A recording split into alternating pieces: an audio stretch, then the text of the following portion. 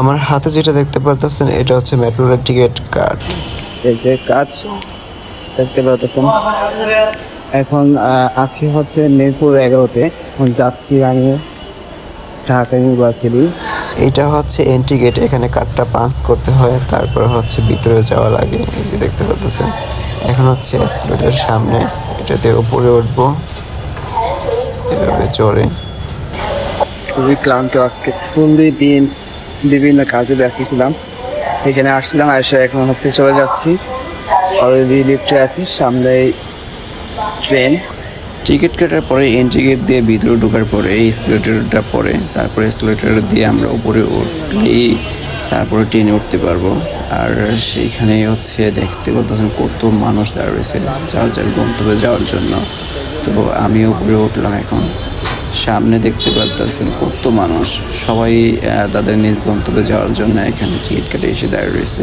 আমার অপোজিট পাশে একটা ট্রেন দেখতে পাচ্ছেন, এতক্ষণ এটা এখানে দাঁড়িয়েছিল, এখন হচ্ছে যাত্রী লোড করে হচ্ছে আবার চলে যাচ্ছে। এটা হচ্ছে উত্তরা দিকে চলে যাচ্ছে, আর আমাদের ট্রেন উত্তরা থেকে আসবে। বিকাল টাইমে একটা কাজে এখানে আসছিলাম, তো কাজ অলরেডি শেষ করলাম।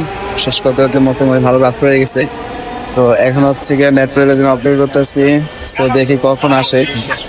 বেশিক্ষণ সময় লাগে না, অল্প কিছুক্ষণ পর পরই ট্রেন চলে আসে। এই যে একটা ট্রেন অলরেডি চলে আসতেছে, আমাদের গন্তব্যে যাওয়ার যে ট্রেনটা আসার কথা সেটা চলে আসছে এখনই, দেখতে পাচ্ছেন।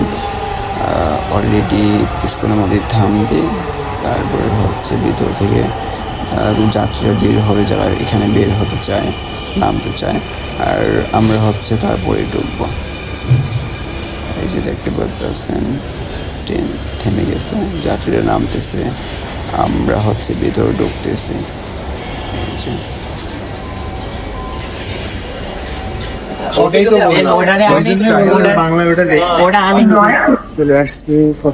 মিরপুর 11 থেকে ঢাকা ইউনিভার্সিটি আসতে বেশিক্ষণ সময় লাগে না, অল্প কিছুক্ষণই লাগে। অল্প কিছুক্ষণের মধ্যেই আমরা চলে আসলাম। আমি অনেক আগে এসেছি, এখন আমরা চলে যাচ্ছি। গাইস ভালো থাকবেন, বাই বাই।